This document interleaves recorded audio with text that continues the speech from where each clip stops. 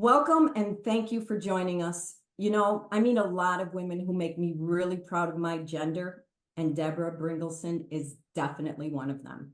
She's recognized as one of the most profit-producing authorities in the world, working with well-known clients such as Richard Branson and Arnold Schwarzenegger. She speaks on stages across the globe and recently had a near-death experience where she learned that fear, doubt, and resistance block us from living the life of our dreams. She's here to share that story and the wisdom she gained from the experience. Welcome, Deberah. Thank you, Mary. Thank you so much for inviting me. I'm so happy to have you here. So I guess let's just jump right in. Can you share a bit of your NDE with us? What led to it and what did you experience? Sure. So I was taking some health supplements that I had gotten from a doctor. And one of the side effects that I was not made aware of was that it can cause your heart to stop. And so my heart stopped, the lower two ventricles of my heart stopped, and eventually restarted. But in the process, and that actually happened 5 times in the course of a week. And the last time that it happened, I was in the hospital, the cardiologist was there, and they resuscitated me and brought me back. And when I came back, they're like, you died, right? Okay. But the first thing that I want to say to everyone is there's nothing to fear. There's absolutely nothing. I had no fear at all. I had no reason to believe that there was anything to fear. It was very calm. It was very peaceful. The first time that it happened, it was like I was just getting a rapid fire of messages. And I don't think they necessarily all applied to me personally, but they were just messages that nothing is important. So it was, how you look is not important. How people think about you is not important. What you think of other people is not important. What you weigh is not important. What's in your bank account is not important. I mean, it was just kind of rapid fire. I don't know how long it went on because I was gone. So obviously wasn't looking at a clock. And at the end, it was nothing is important except love. Mm. And since I've been back, I've really been aware of that. And it really makes sense to me. I mean, all of the things that we're taught to care about that are really unimportant, how you look, how you dress, how much money is in your bank account, all of those things, we worry so much about them. And my new mantra from all of this is enjoy more, worry less, or maybe even not at all. I love that. Yeah. So let me ask this, these things that you learned, like how did it happen? So did you pass out, or so you died, or however that was? And then what did you experience? Did you see a light, like people say? Did you go through a tunnel? Did you meet an entity? How did that happen? I was just kind of in a void, a very peaceful, loving void. And one of the things I will tell you, when people die in movies or on TV, it's not the same thing because they always die a little bit gracefully. They sort of collapse and whatever. What happened to me is it was like the lights were on and then the lights were off. And when you're not in your body anymore, there's nothing to support it. So, I mean, obviously I don't know how I did it, but I do know that I woke up when I came back, I was in a pool of blood. I had smashed my face into the floor. I had rearranged my teeth. My mouth was bleeding. There was this big pool of blood. I had no idea what had happened. And in the process, I broke my neck. So it's not one of those situations where, you gracefully go down on the floor. It's like when you're there, and when you're not, it's over. So after this experience, or after the fall or whatever, so you never lost consciousness? No, I did. Physically. No, I don't mean physically, but I mean, you always were aware, right? Like I know people who've had an NDE say I was still me wherever I was. I knew who I was, but I was experiencing something different. Is that true for you? No, it was kind of like I I mean I remember it, but I felt like I was the void and I was in a void. It was kind of like it was all mushed together, and I wouldn't say that I felt like, oh, this is Deberah Bringelson here for a visit. It was Deberah Bringelson was gone, Mm. but somehow my consciousness was still, and from what I believe about death is that your consciousness still exists. Your body doesn't exist. You get rid of that, but your consciousness still exists. And that's kind of the experience that I had. I wasn't there as Deberah Bringelson. I was just consciousness. Right. And so did you see things or was it black and messages were coming into your It, head? it was just each time this happened, it was just black, and I was getting messages. I was getting information. And what were some of the key information? What's some of the key points that you came back with? Well, so the first thing really was that nothing, nothing matters except love. And it's been really interesting because there are a lot of things going on politically in the world right now, both on the international stage and the national stage. And as I've been observing people's reaction, I'm just like, sweetheart, you're only hurting yourself by all of these angry reactions and let's attack whoever it is. And if we could learn to just flow love, that helps our bodies, that helps our world.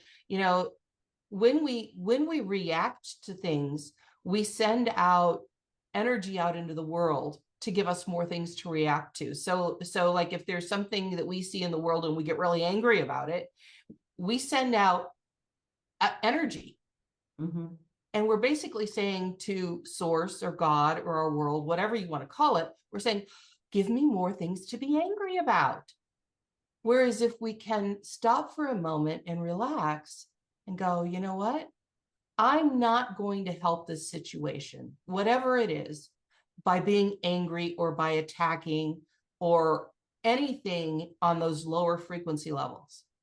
But if I send love to the situation, if I send love to myself, like I don't want this to happen in my world, so I love myself, I send love to the situation, that helps us.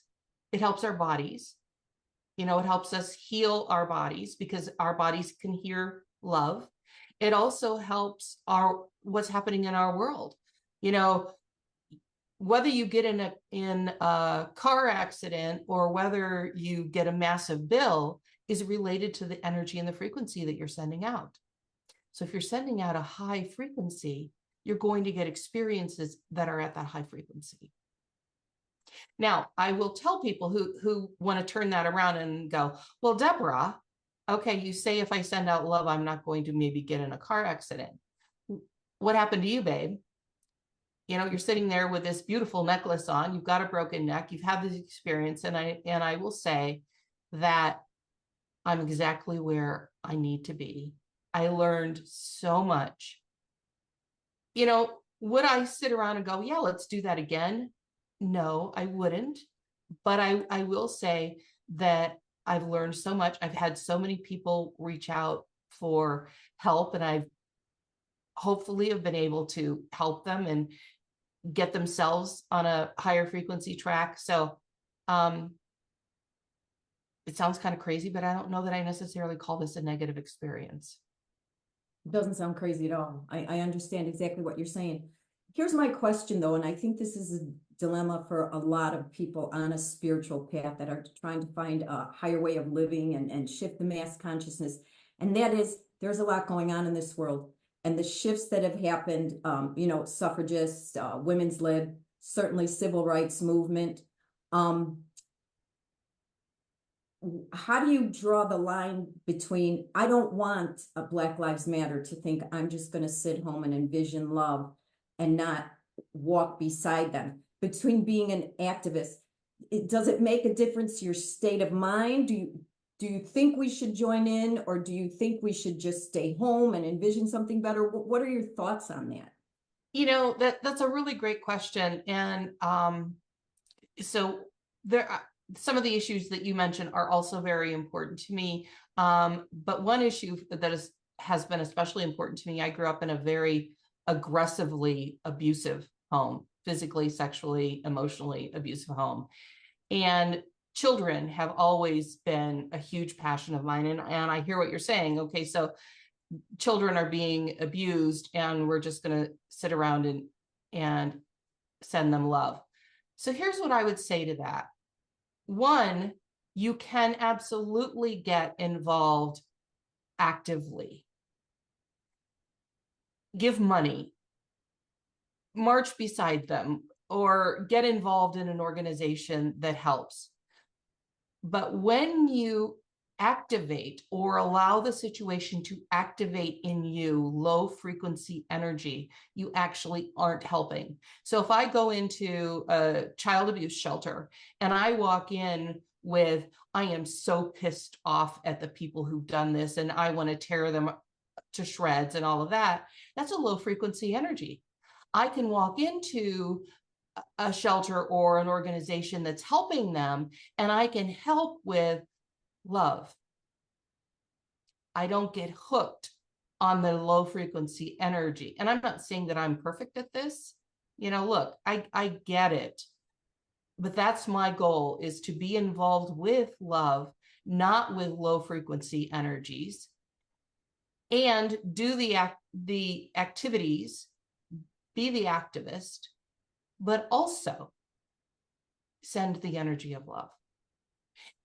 See, one of the things we have to understand, and most people don't understand, is that everything, 100% of everything, is energy and frequency, even rocks. So we think that, they're solid, but they're not. They're actually waves of energy. And so we can't make light of sending higher level frequency of love, joy, peace, those kinds of things, because they lift us to a different layer of reality. So if we're in the world and our world is falling apart because of wars and disease and abuse, and we're all hooked into that energy, we're just perpetuating that energy. Mm-hmm. But if we can lift even just a tiny bit, even if I can just a tiny bit lift the people that I interact with, that's big. That's really big. I know that when I have, and I've seen this, like, if I get angry, I can see how it manifests in my world. Something will happen. It's like, okay, Deborah, why are you doing this? And then when I shift my energy, and if I'm really mad at someone because they've done something that I don't like, and I shift my energy around them, that pops the bubble. And often the situation resolves itself without my actually having to do anything. That's a really good point. A lot of people have had near-death experiences, and I haven't had that, but I had a Kundalini awakening experience. And that feeling of love is so huge and expansive, our energy field so big. And then you think, how is this going to fit back in this body? The body's too small. And I think that's what you're talking about, is it doesn't matter so much where our physical body is, but where our energy is. What are we focusing on? Because that's what we're sending out. Is that kind of what you're saying? It is. And what you said, it doesn't have to fit in your body, because your body's kind of irrelevant. Your body isn't who you are. It's who you are driving around in at the moment, but it's not who you are. So your energy does not have to fit in your body. And when we think about it, consciousness, you can call it cosmic consciousness or God or whatever. I call it cosmic consciousness a lot of the time. And cosmic consciousness wants to expand. And love is expansive. but when you get really angry or fearful, what do? You contract. And if you don't believe me, look at your world. You get really angry about something, or you get in a panic, a fear about something, like, let's say, money or bills or something. And you contract into, oh gosh, I better not go and do this. I better cancel my plans to do this because I don't have money. It's contractive. Whereas when you're thinking about wealth, when you're thinking about living the fullness of the joyful life that you were meant to have, you expand. Can you feel the difference there just in what I'm saying? Absolutely. It's so true. I always say this, if you don't believe that our energy affects people, or that it's something tangible, even though we can't see it. Did you ever like get invited to someone's house and you go in and they're like, hi, how are you? And you're like, oh my God, they were fighting before I got here. Like you can feel it in the air. So it's very true. And I like what you said, because I myself definitely am very committed to a spiritual life, to being whatever it is I intended to be for my highest good on this planet. But I'm pretty passionate about my feelings and what's going on politically and stuff. And I'm always dancing, because I don't think just send love and light. I think that's a very privileged point of view, especially if you're a white woman like me, who has never really, I don't want to say never struggled, because that's not true, but I wasn't born into a life of dire poverty or anything like that. So if you're a woman of color or a person of color or whatever, your life experience is a little different. And I would imagine it would breed resentment for us to sit around just going, we're just going to stay home and send you love and light. But if we go where they are, in a space of love and light, absolutely, it will change. I think that's what you're saying, correct? Yes. And there are a lot of people who respond with what I call a trauma response. And our trauma is our trauma. So for some people, we could say, well, it was just a little experience over here. And other people might say, well, it was a massive, multi-year experience. But our trauma is our trauma, and we get hooked into things. And so if we walk into an organization, let's say, that's out doing great work in the world, there are probably people there who have been traumatized. And so they're reacting with a trauma response.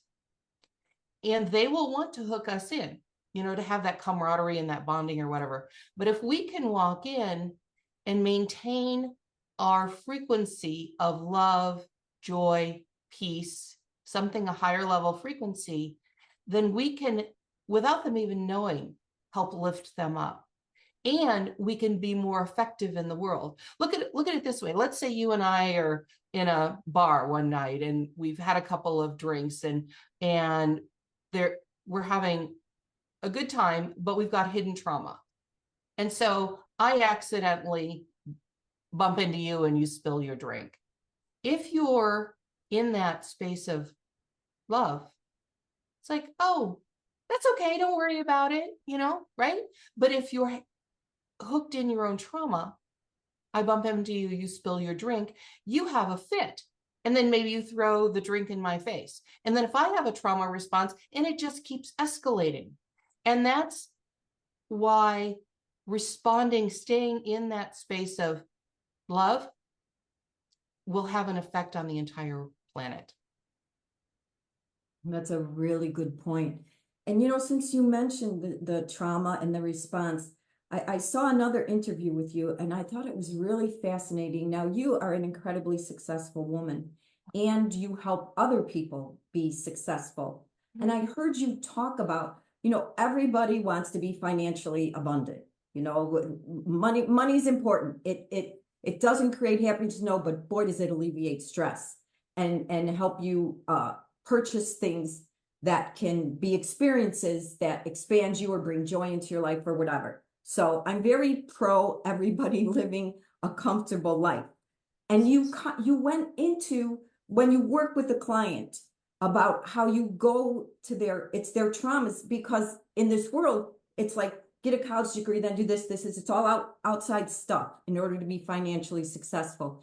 But your approach is very different. Can you talk a bit about that?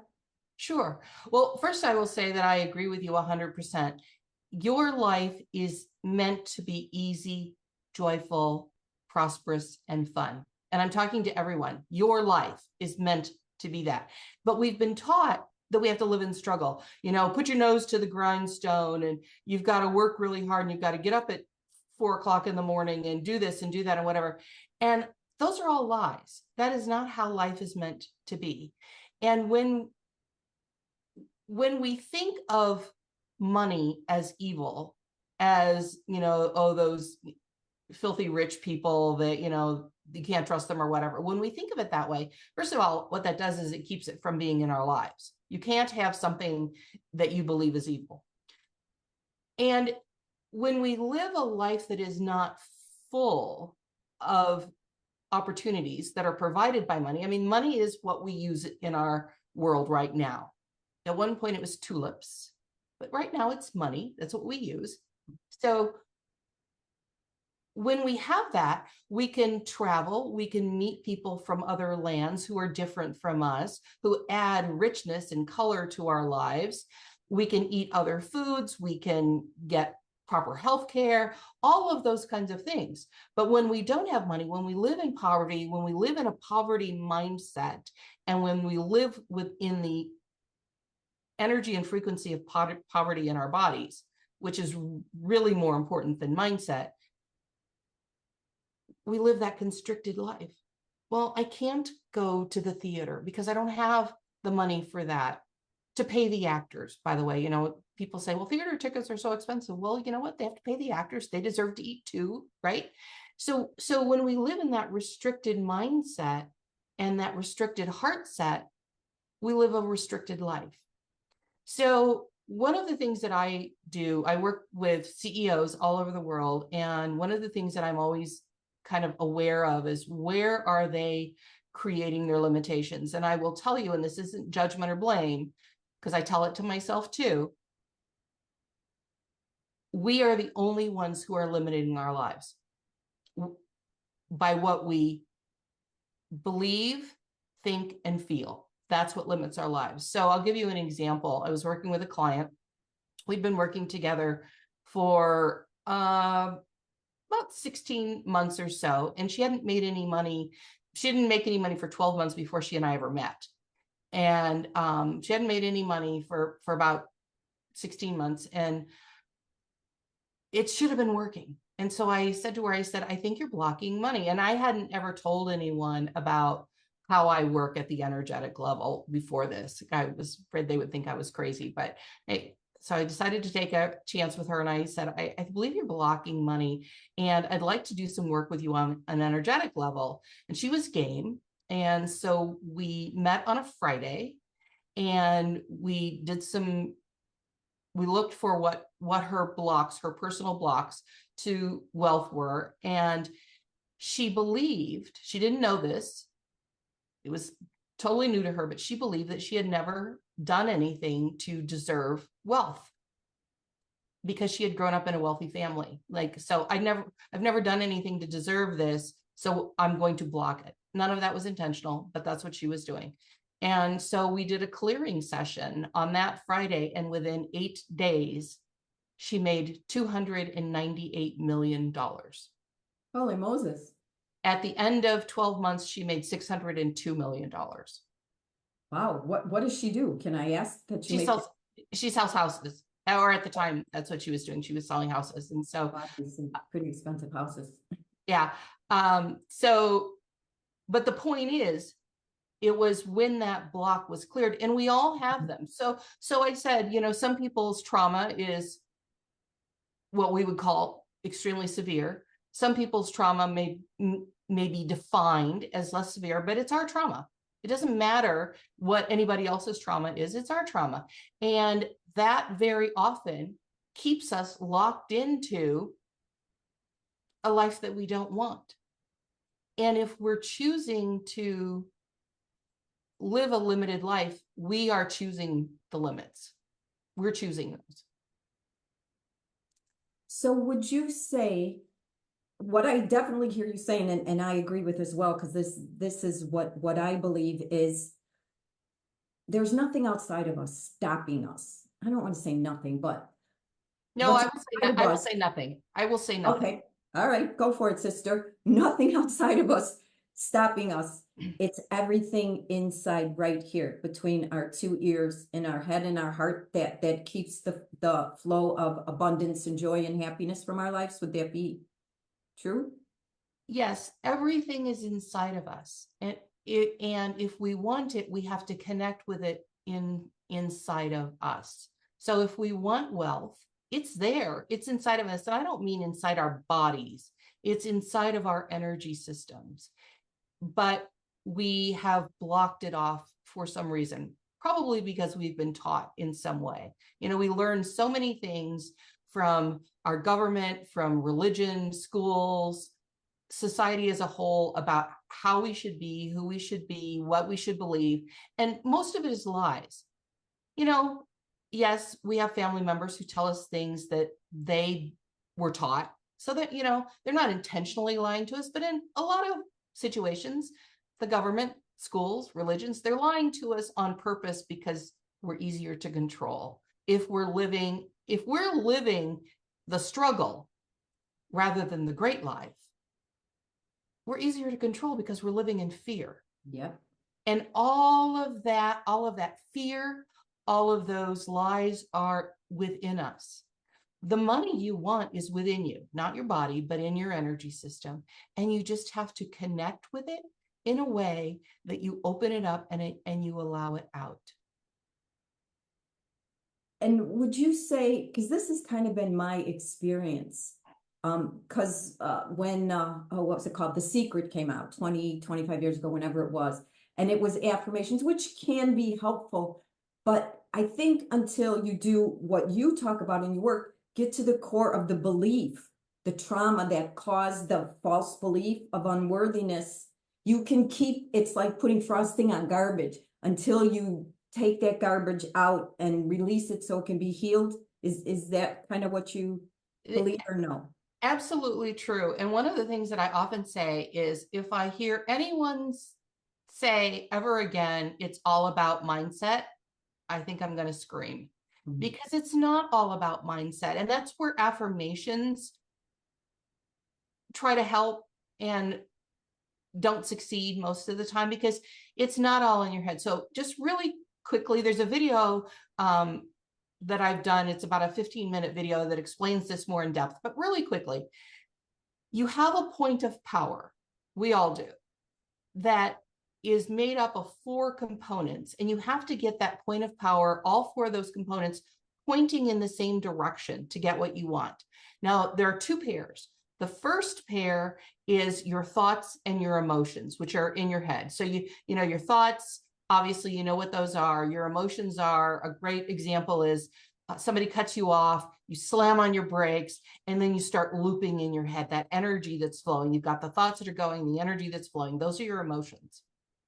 The stronger pair that most people aren't even aware of at all, and if they are, they forget about it because they just work on their thoughts, is in your energetic system, in your body. It's your core beliefs, the things that you grew up believing, especially things that before you were 8 years old, from 0 to 7, they're embedded within you.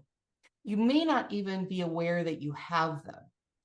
They kind of run things behind the scenes. And then there are the feelings that are in your body. So a great example is, let's say you go to the mailbox and you get a really super big bill that you weren't expecting, and you get that clutch in your gut. It's like, oh man, that starts running in everything, because that gets the fear going, that gets your thoughts going, your emotions going, the feelings going in your body. And those feelings send out filaments of energy into your world saying, give me more things to fear. I've gotten this really big bill. Now give me problems with paying it, or give me, my car breaks down, or whatever it is. And you draw those experiences into you. Most people have their 4 components of their point of power pointing in 4 different directions. And that's why they're getting a mixed bag. Things go okay some days, they don't go okay some days. And what we need to do is we need to get them all pointed in the same direction, like an arrow, so we can get what we want. And that's what you help your clients do, correct? Yeah, it's one of the things. Yeah, absolutely. So, this is something I haven't heard you say because I've watched a lot of your interviews because I'm a big fan. I'm a Oh, Deborah thank Bringelson you. fan now. Thank But you mentioned, and I think this is really important because my childhood was the same. I always say my parents love them tremendously, so grateful for them, but it was a very traumatic childhood. Alcoholism in the home, violence, all that, everything you mentioned. Okay. So when I would hear people talk like you, especially women, I would think, well, she must have had a completely different childhood because she believes in herself. I don't even know how to do that. So, what were your steps? How did you get from being a traumatized child to this successful woman that you are today? Well, the first thing is when I was late high school, I was introduced to my first teacher. And I mean, I'll be honest with you, life sucked. And I'm not going to stick around for this. You know, if this is what life is, I was in my teens. I'm not going to live for another 60 years like this. And someone introduced me to my first teacher, kind of on a lark, not really Deborah needs help or anything. And I started learning about metaphysics and moving energy around. And I worked with shaman and different teachers for many years and started seeing the results in my own life. I didn't tell anybody about it because as my career progressed, I was um, heavily involved in politics. I worked with a couple of presidents and, governors and things like that. So I wasn't telling anyone at the time. And then as I moved into business and started working with some of the bigger business people in the world, I still wasn't telling, but I was using it kind of behind the scenes, and seeing that really the world is energy. And if we access that energy in a way, in a thoughtful way, knowing what we're doing, we can shape the world, our world, the way that we want it. And look, sure, shaping my world and shaping my clients' worlds might not instantly change the whole world, but if there are little seeds that are growing all over the world, that's only got to make it better. Only. And the other thing, that I really want to say is since this NDE has happened and people have been reaching out to me, I'm no different than you. And no one else is any different than you. I mean, yes, I have experiences and yes, I have learned things, but you have the same power. You have absolutely the same power. So don't let anyone who has had an experience call themselves a guru and tell you what to do. Yes, you can learn just as I have learned, but you've got the power. You've got the power, baby. I love that. I always say that with religion, spirituality, whatever, it should be inspirational, not instructional. Like Right. you should be inspired by other people's stories, but they should not be telling you how to do it. And I was raised in a Christian religion. I don't follow any traditional religions anymore, but I say that enough on this show, and everybody knows my reasoning for that. But I always say I do believe Jesus was a enlightened being that did walk I believe he was here. I think his message has gotten all twisted and people use it for their own advantage. But he did say, ye are gods, the kingdom of heaven is within, and what I greater things than I have done, you will do. We never really concentrate on that or say, gee, I don't think Jesus was a guy to just throw stuff out and say things. That's a pretty powerful statement because look at the things he did.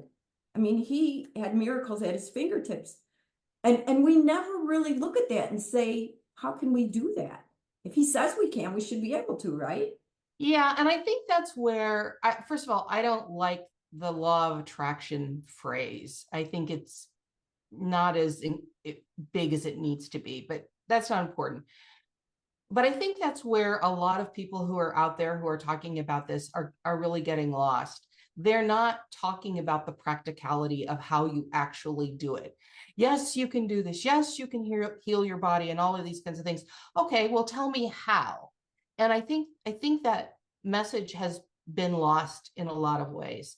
Um, and to your point that big things can be done by people, I have a client who She came to me, she was referred by someone, and she came to me, and she had been dealing with leukemia for 2 years. And she really wanted to heal naturally. She believed that she could, but she just didn't know how. And she came to me and she said, I really am being pushed by my oncologist to do chemo, and I really don't want to do it. And I said, okay, well, let's, this is big. I mean, healing your body from leukemia is big, but let's do this. And a year after we had been working together, she went back to the oncologist, and he said to her, I'm so glad you decided to do chemo. And she said, no, I haven't. He told her she was effectively cured. She hadn't done any chemo.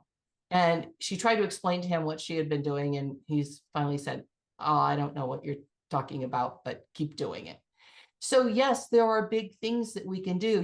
People who go from $0 in 16 months to, 298 million 8 days later. People who, heal themselves from leukemia. I had this is kind of a funny little story. I had another client who her coffee maker broke. And she was, looking at it and prodding at it and whatever. And she was, what am I going to do? And I don't really want to throw it away and get another one. And then all of a sudden she said, wait a minute, I have tools, not the kind that you get in a toolbox, but the energetic tools. And so she energetically shifted time and fixed her coffee maker just energetically. So yeah, I mean, there are little practical things that we should be doing to make our lives better rather than struggling. I love that. What I've come to believe more and more is it's not like the woman with the cancer.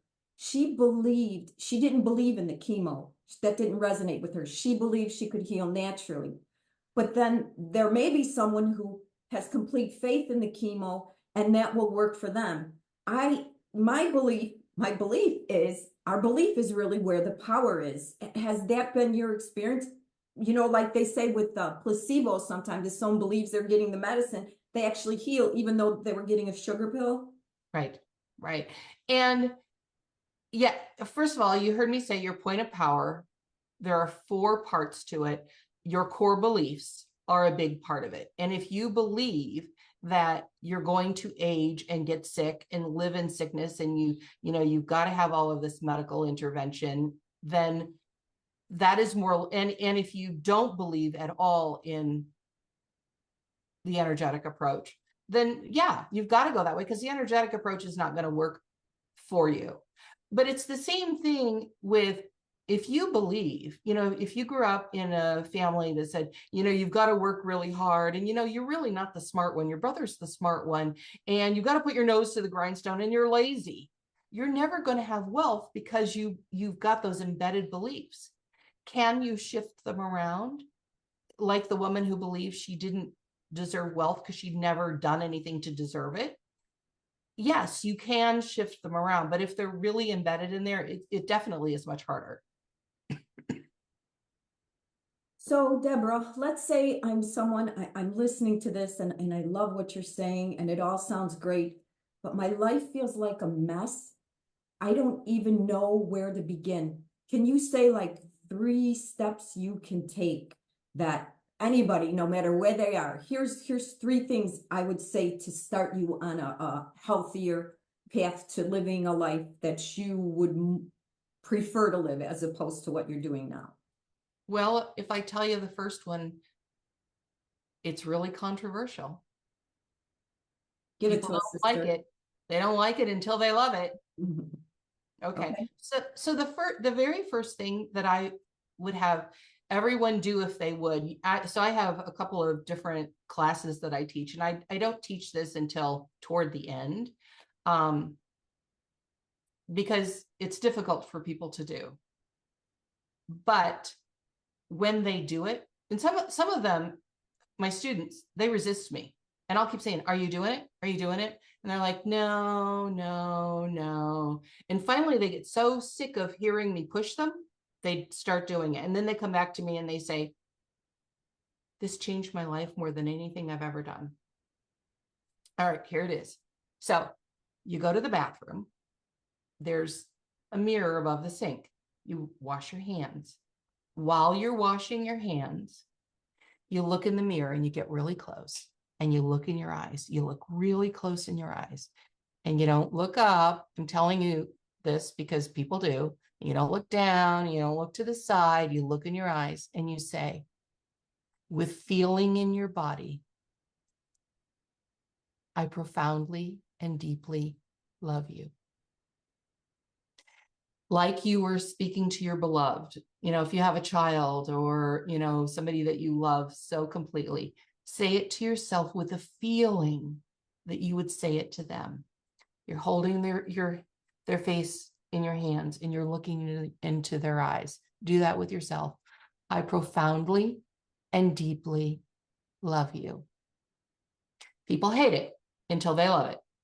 That's the number one thing. And that will affect your health. That'll affect your money. That'll affect your ability to connect with people because your world is listening. Your cells are listening. You have something like 40 trillion cells in your body. Your cells are listening to that. So that's the first thing that I would do. The second thing that I would do is be aware of when you've got those triggers that go on in your body, the feelings that, that catch in your gut, and it's fleeting. It's not something that shows up and hangs around for a long time often. It's fleeting. When you notice that, stop and ask yourself, what is that? Identify it. Fear, anger, whatever. And then call in an energy that is opposite of that, like joy. And people will say, well, how do I call in energy or frequency? Just get yourself in a place of a time when you experienced joy, like when you looked in your child's face for the first time, or, you did something really joyful and fun. Call in the frequency of joy and allow it to flood your body. Like as I'm speaking, just allow joy to flood your body. Feel it in your gut, in your heart, filling your entire body, expanding outside of your body. That will change your personal frequency. As you're walking around your world, you won't be likely to run into the car that tries to slip behind you in the parking lot, or you're more likely to feel better about something and close the deal that you want to close.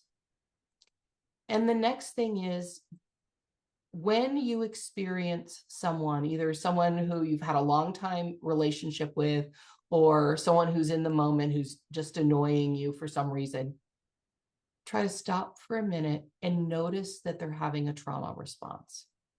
Now, they may not tell you, I'm doing this because, my partner beat me up last night or something like that. But just notice if they're reacting rather than responding, they're having a trauma response. And if you can send them love in that moment rather than getting into your own trauma response, that will shift the energy in your world. Those are just some of the little energetic things that you can do every day. They're easy. Those are really helpful suggestions. I think I mentioned this on one of the previous shows. I know in my bones that self-love is the answer to everything. Yes, Once we really learn how to love ourselves, and I was so clueless. I remember I was like in my 20s and I went to a therapist. I don't even know what I said, Deborah. I was just my usual spiel. And the therapist went, I've never met anyone that hated themselves as much as you do. And I was like, holy shit, she's a therapist. But I didn't really. And so I'd hear, as I'm on this path, love yourself, love yourself. And I was like, how? I love your suggestions. And I do daily inspirations for women. And I always end it with being kind to yourself today, because that's how I started. Hand on my cheek. It's okay. It's okay. I catch myself when the really mean, negative thoughts started. And that looking in the mirror thing, that was quite a long time ago. I started that. And I thought, isn't it really tragic that I can look in the mirror and say the most foul, hateful things to myself, but to look in a mirror and say loving things to ourselves? Yeah. That tells you how wrong our training is, that feels uncomfortable, but we're comfortable with the abuse. Right. Because we're trained to be comfortable with the abuse. We're trained. That's how life is. You know, I grew up believing that's how life was. That's why I wanted to leave. And that's not how life has to be. And for those of us who've had that training, we can change it. And, you know, if anybody's listening and they're like, okay, this is a bunch of hooey. I have a lot of people who say that, and then they come back and say, that's changed my life. And even if it's hard in the beginning to look yourself deeply into your eyes and say it with feeling in your body, I profoundly and deeply love you. Even if it's hard, just keep doing it until it's not, until it's just a part of who you are. I love that. I love that. Before we close up, I just want to ask one other thing of you. So, you know, I follow a lot of spiritual teachers. There's so many books and teachings out there. And there's a camp that is, you wake up in the morning, you visualize what you want, you make a vision board, you write it down, and you put your energy into visualizing that. And then there's another camp that is, you surrender all, you just say yes to life, just go with the flow. And I'm curious, what are your thoughts? Do you think one is more powerful than the other? Is there one you adhere to more than the other, or what do you think? Well, a couple of things. One is you have to do what works for you, but where most people fall down is they don't do it. They don't live it. They're like, okay, well, I'm going to read this book. Okay, well, that was interesting. Next. I'm going to take this class. Oh, well, that was interesting. Next. And what I teach my students is if you're not making this your new way of life, then it's just nice information. It's not useful. You have to be committed. You know, I first started learning this when I'm going to be 62 this year. And I first started learning this when I was in my teens. And every day I make an effort to live it. I have a program that people do. It's a 21-day program. And they're shocked when I tell them, I do this program every year, twice a year. To remind me, I teach this, to remind me to continue to leave it. So that's the most important thing is don't just keep picking up things and not living them. What I do personally, when I go to bed at night, I fantasize about the life that I want. I see it and feel it. Feeling it is the most important thing. So I'll feel it. Like if there's something that I want, a lot of times, you know, I might, if I want to do it with someone, I'll see their face and they'll be laughing and, you know, maybe we'll be driving a convertible and I've got the wind in my hair. I love convertibles. I got the wind in my hair and, you know, maybe the ocean off to the side and we're laughing, we're having a good time. And I'm feeling the energy of that and the joy of that. And I go to sleep in that feeling. Then in the morning, before I get up, when I'm still partly asleep, kind of sort of waking up, I will, you know, what are the feelings of joy that I want to have today, that I want to have maybe 6 months from now or a year from now? And I live that. And I say, thank you. Thank you for all of that, as though it's already here. It's already here. It's already within me, not my body, but in my energy field. It's already here. So I appreciate it now, rather than saying, well, I'll appreciate this, you know, if it shows up 6 months from now. I don't believe in if, I believe when, and I don't believe in when. I believe it's already here. I love that. You touched on something really important too, which is the one thing we can't choose is which thoughts we hold on to. And that's where the power is. If we're going to keep the negative wheel going, or if we're going to say, no, I actually have a choice of what thought I'm going to choose to think. And that makes a huge difference. And don't forget the feelings. It's called heart-mind coherence. If your mind is over here and your heart is over here, you're not going to get what you want. Because it's like going into a restaurant and sitting down and saying to the waiter, I really, really want spaghetti. And the reason you've chosen it is because it's cheaper, right? But your heart really wants lobster. And so you say to the waiter, I'd love to have lobster. No, bring me spaghetti. No, bring me lobster. You know, the spaghetti's cheaper. I should have that. But my body really wants to have lobster. And your world, the waiter in your world is going, what? I have no idea what to give you. Maybe I'll, set a fire in the restaurant so you can't have either one. That was a fantastic example. Very visual and very clear. I love that. Thank you so much. Absolutely. Okay, one thing I want to say before we close out. I have been doing one of your meditations. I found this on YouTube. It's very powerful. And I wrote it down exactly what it says, the headline, so people can find it. It's on YouTube. It says, the Burn It Down Meditation. It says, do this to change your reality, water activation. So look that up.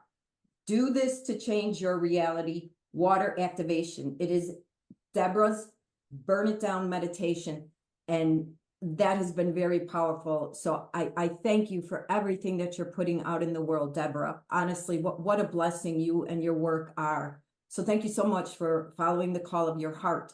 And can you please tell everyone how they can get in touch with you, find out more about you? Sure. So it's spelled a little differently, but you can email me at deberah@deberahbringelson.com. Just notice there are a lot of E's in Deborah. And then I also highly recommend, if you go to Quantum Results Formula, it's like 15 minutes on actually how your point of power works. It's just a little video that I made with some graphics to help you understand.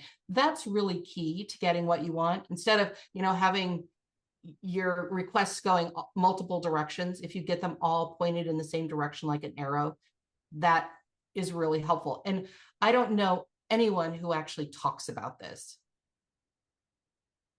Deberah Bringelson, thank you so much for being with us. Thank you. Thank you for the invitation. It's been a great time chatting with you. You too. Take care.